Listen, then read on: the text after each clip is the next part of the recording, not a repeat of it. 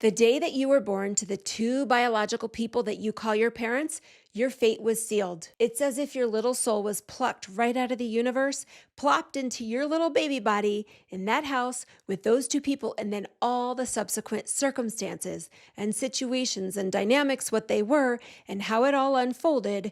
It's like you were put on a train and the destination was determined for you. You literally had no say-so over where you were going to end up. What I mean by this is everything that you saw, what you witnessed, what you experienced, what you observed, what was modeled for you, how you felt, how you were spoken to, how you were treated. All of that went into the formation of your identity. You learned who you are in this world, what to believe about yourself, what to think and how to talk to yourself. You learned who you are supposed to be and how you are supposed to be and what your role is in this life. You learned what's possible for you and what you can expect for yourself. It all went into your subconscious programming and it formed your identity.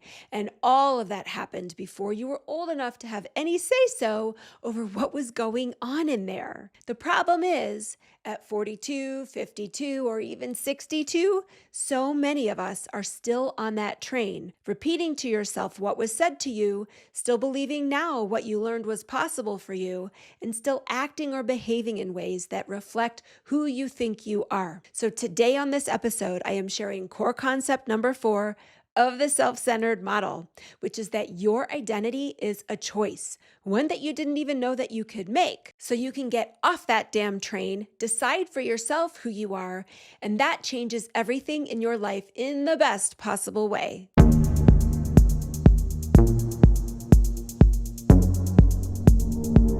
Hey friends, welcome back. And if you're new here, I'm Hilary Silver, psychotherapist, master coach, and lifestyle mentor of 25 years.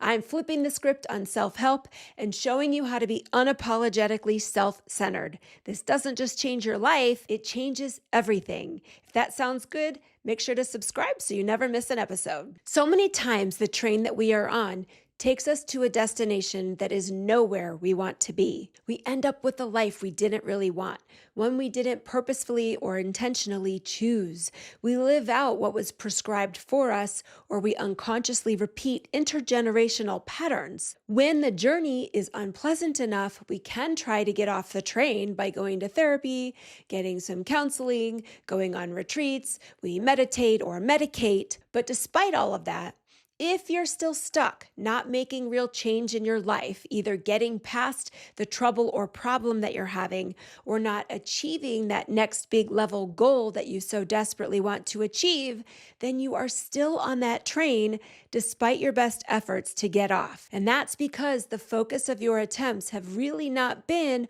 on your identity. So there are 4 things about this core concept that you need to understand, and I'm going to share all of that with you, and then I'm going to leave you with a few questions at the end to ask yourself. So first, in this life, we get what we expect. So what you think about yourself, the world, and what is possible for you is essential, and it's even more important than you may realize. No one ever teaches us this. It's not mainstream, but it is true. Second, your identity is not your FICO score, your social security number, or simply a label like entrepreneur or single mom. It is who you think you are, how you conceive of yourself, how you see yourself, what you believe about yourself, what you tell yourself about you and what's possible for you, how you talk to yourself.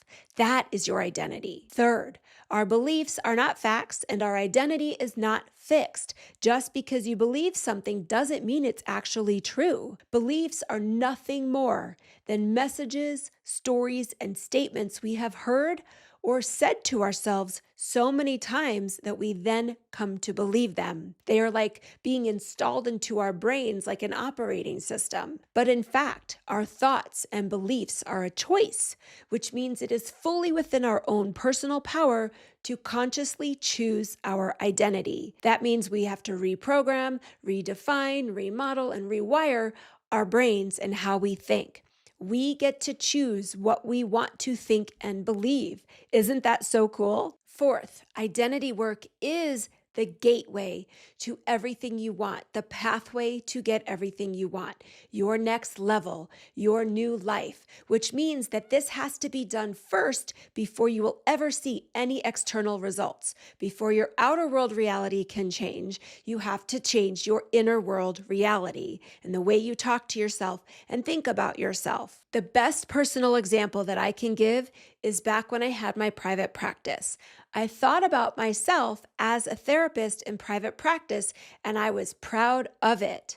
But then one day I decided to embrace my business owner identity, and I began to think about myself as a business owner rather than a therapist in private practice. That propelled me to make some changes in how I ran the business. I stopped taking insurance and I raised my fees because I wanted to get paid what I was worth and for the value I was providing, which was life-saving, life-changing transformation for my clients. And then when I decided to launch my online company, I had to change my identity again.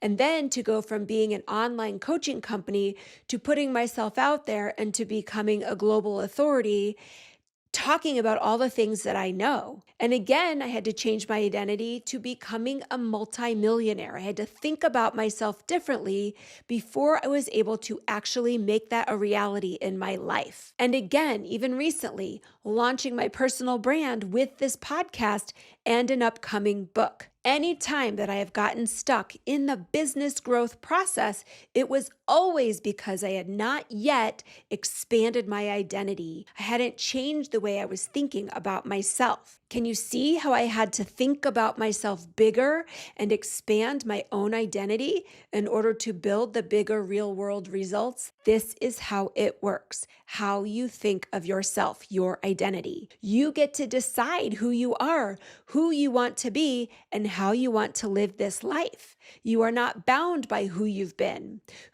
told you are, or who you thought you had to be. You are free to become the greatest, most expansive version of yourself. This is the essence of being self-centered, owning your identity, stepping into your power, and creating a life that is intentional and authentically yours. So let me leave you with a challenge. Take a moment today to notice the automatic thoughts you have about yourself and write them down. And then ask yourself, is this really true? What is one belief about yourself that you thought was always true, but potentially isn't, and it may be holding you back? And then imagine yourself that next level version of you, your next level self, the you who has achieved the life that you want, that future version of you. What does he or she think, believe, and do differently? Let that vision guide you as you step into the person you were always meant to be. These are questions that you can ask yourself all the time to check in and make sure that you are not limiting yourself in any way. If you're ready to take control of your identity and create a life that is centered around you, make sure that you subscribe and catch the next episode where I'm sharing the 5th core concept, which I think is perhaps my favorite, and it will tie it all together into a powerful framework for transformation. Thanks for listening, and I'll see you next time.